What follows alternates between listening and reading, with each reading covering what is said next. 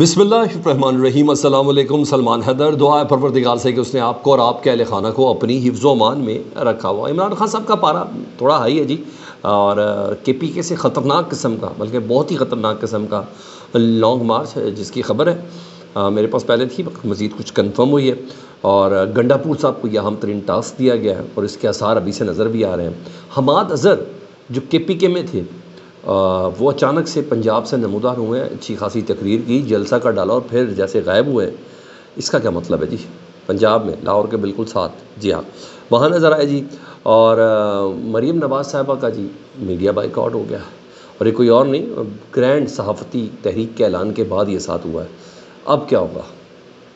جو بہت سے حلقوں کے مطابق ہیں ہی میڈیا کی سی ایم، ہیں ہی سوشل میڈیا کی پروجیکشن کے تحت، کیونکہ ابھی ان کے 100 دن کے پروگرام میں بھی صرف 100 دن کے پروگرام بتائے گئے تھے، اس میں عمل کس پہ ہوا، کتنا ہوا، اس کا بھی بہت زیادہ چیزوں کی تشنیگی باقی ہے۔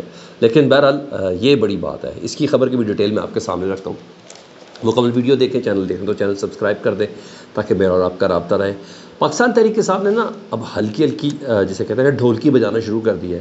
پنجاب میں اب اپنی جو اسٹریٹجی ہے اس کو لانچ کرنا شروع کیا ہے، اور اس کا مقصد صرف یہ ہے کہ پنجاب میں اب ایکٹیو کرنا ہے کارکن کو۔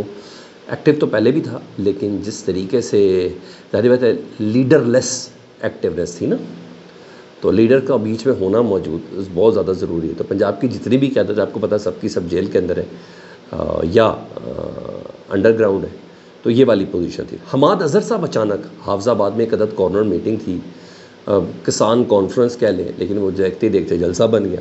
حماد اظہر صاحب حافظ آباد میں اچانک نمودار ہو گئے، اور انہوں نے بڑی زبردست قسم کی تقریر کر ڈالی، کسانوں کے استحقاق سے متعلق، گندم کی خریداری سے متعلق، پنجاب حکومت کے ظلم سے متعلق انہوں نے ایک اچھا خاصی ڈیبیٹ کر ڈالی، اور پتہ چلا ہے پہنچی ہے پولیس ان کو گرفتار کرنے کے لیے، لیکن اس سے پہلے ہی حماد اظہر صاحب وہاں سے رفو چکر ہو چکے تھے، جا چکے تھے۔ تو خطاب بڑا تگڑا تھا، اور پھر وہاں سے غائب ہوا، یہ عام بات نہیں ہے جی۔ تو اس کا مطلب ہے پاکستان تحریک صاحب فردر کچھ صف بندی کر کے بیٹھی ہوئی ہے۔ حماد اظہر اچانک ایسے نہیں آ سکتے، ان کے ذمہ کو ٹاسک دیا جس کو وہ پورا کرتے ہوئے نظر آ رہے ہیں۔ ادھر پی ڈی ایم 2 حکومت کے لیے نا اگلے 2 سے 3 ماہ بہت سخت ہے، بہت ہی سخت ہے۔ کہنے والے تو خیر بہت سے لوگ کہہ رہے ہیں، پیپلز پارٹی والے خود بھی ماشاءاللہ ایک آدھا ایم این اے انہوں نے کہہ دیا کہ اس سال کے اندر بہت کچھ ہو جانا ہے، لیکن یہ انفارمیشن میرے پاس تھی، مگر اس کو انشور کیا صدیق جان ہمارے بہت اچھے دوست ہیں، اور بیٹھتے بھی انہی لوگوں کے بیچ میں ہی ہیں، پاکستان تحریک انصاف کے بہت زیادہ قریب ہیں، اور بہت زیادہ ان کے بیچ میں بیٹھتے ہیں، تو ان کے پاس خبر ہے۔ انہوں نے یہ خبر دی ہے کہ عمران خان صاحب 14 اگست کو کے پی کے حکومت کو لانگ مارچ کی کال دے سکتے ہیں۔ عمران خان صاحب، یہ تیاری کا پہلے کہہ دیا گیا ہوا ہے، اور 14 اگست کو کے پی کے حکومت کو لانگ مارچ کی کال دے سکتے ہیں، اور یہ خطرناک لانگ مارچ ہوگا۔ پھر بولا بہت ہی خطرناک لانگ مارچ ہوگا، اور پھر لکھتے ہیں بہت زیادہ خطرناک لانگ مارچ ہوگا، یعنی 3 دفعہ رپیٹ کیا، مطلب کچھ ہیوی اسٹریٹجی ہے، کیونکہ کے پی کے میں حکومت نا پی ٹی آئی کی ہے، اور کے پی کے پیور جذبہ لے کے نا عمران خان صاحب سے محبت کا پی ٹی آئی کے ساتھ وہ چل رہا ہے، اور 9 مئی کے بعد پورے ملک میں کارکنوں کو ڈرایا گیا، دھمکایا گیا، مگر پاکستان تحریک انصاف کو نا کے پی کے میں نہیں دبایا جا سکا۔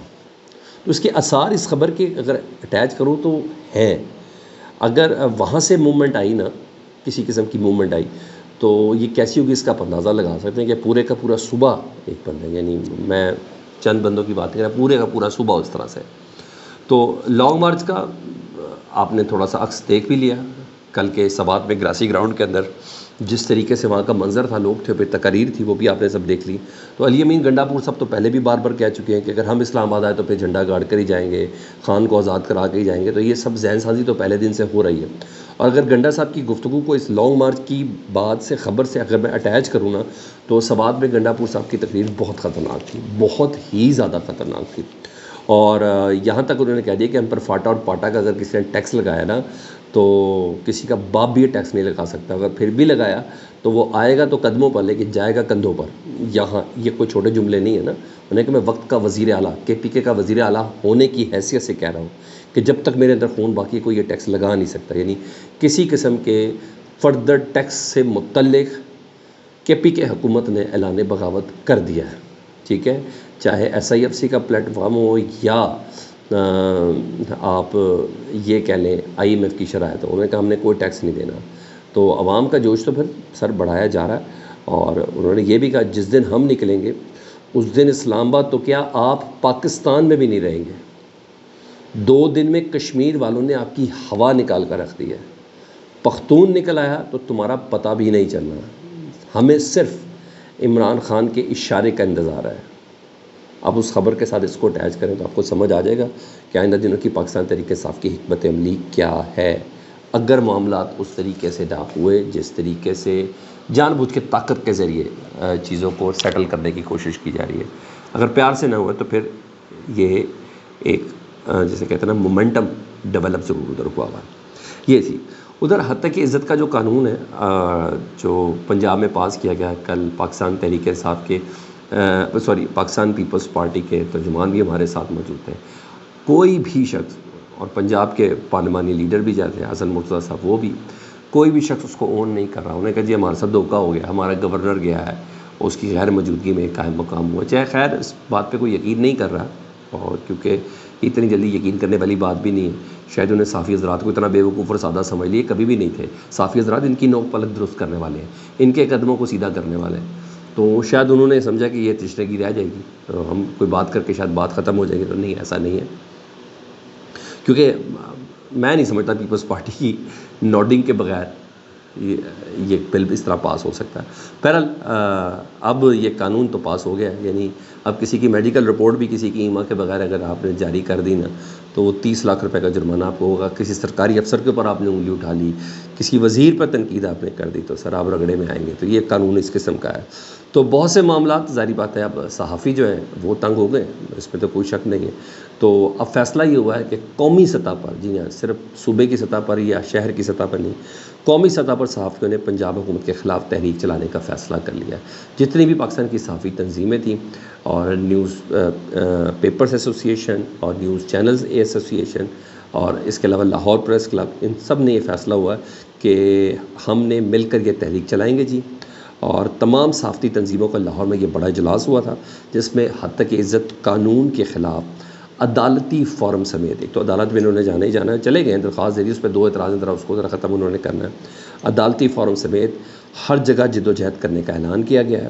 اور مزید بتائیں, اس کالے قانون کا مکمل طور پر بائیکاٹ کیا گیا جی, اور حکومتی کوریج نہ کرنے کا فیصلہ کیا گیا. لے جی, یہ تو جیسے کہتے ہیں نا بادشاہ کی جان طوطے, بلکہ ملکہ کی جان طوطے میں کہنے. تو اگر کوریج ہی ختم ہوگی تو پھر مجھے بتا دیں کیسے کرنا ہے یہ سارا کام. کوریج کوریج ختم, سوشل میڈیا سے بھی کوریج ختم اور مین اسٹریم میڈیا سے بھی ختم. پھر وہ کہتے ہیں سونیاں ہو جن گلیاں میں مرزا یار پھرے, پھر اپنے ہی پی ٹی آئی کے سوشل میڈیا سے چلوا کے اس کو نون لیگ کے سوشل میڈیا سے چلوا کے اس کو جس طریقے سے آپ نے وائرل کرنا ہے وہ کر دے. اب مریم نواز صاحبہ کی پروجیکشن بند ہو جائے گی تو پھر تو بڑا نقصان ہو جائے گا. تو یہ لڑائی مجھے اتنا یاد ہے عمران خان صاحب نے بھی کی تھی آتے ساتھ ہی صحافی حضرات سے, اس کا نقصان ہوا تھا, اس کا نقصان ہوا تھا, اس میں کوئی شک نہیں ہے. تو معاملہ سنگین ہے جی, مجھے ایسا ہی لگتا ہے. باقی آپ کمنٹ سیکشن میں مجھے ضرور بتائیے گا. اپنا بہت زیادہ خیال رکھیں. اللہم صلی علی محمد و آل محمد.